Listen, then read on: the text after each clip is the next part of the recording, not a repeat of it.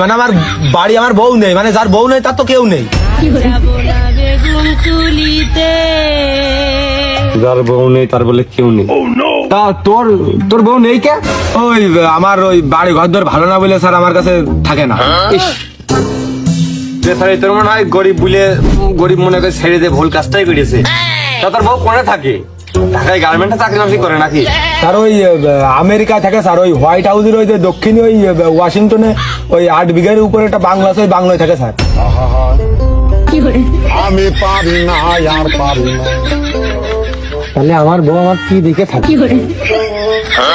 Sir আমার দিক তাকিয়েন না স্যার, আমি আর মরে গেছি স্যার। স্যার আপনি যা করবার করেন, আমি আপাতত ডিপ্রেশন আছি স্যার। রে ও বলছে কি রে?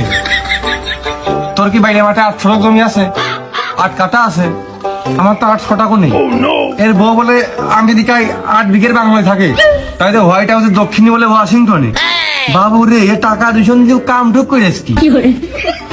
কোন দিন স্যার আমার হচ্ছে বউ তো শোকের বউ, প্রেম করে বিয়ে করে, আর সে তার জন্মদিনে ছোটখাটো মাত্র একটা গিফট চেয়েছে 8 বিঘার উপর। আমি তো একটা বাংলো তার বানিয়ে দিচ্ছি। আর ওই ক্যালিফোর্নিয়ায় সে হচ্ছে একটা বাড়ি চাইলো, আমি তো বাড়ি তো আগের তো বানিয়ে দিচ্ছি। এখন সে ওই বাড়ি না থেকে যদি বাংলাতে থাকে তাহলে আমি কি করবো কাল?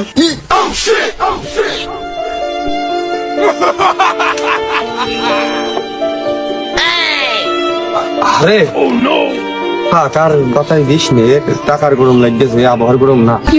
তা তোর বাপ মা কনে?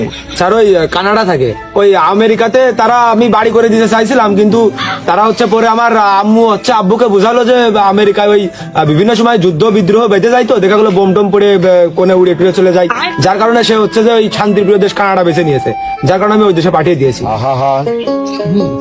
আমি পারি না আর পারি না। আপনি কি আছেন? ও স্যার না গেছেন?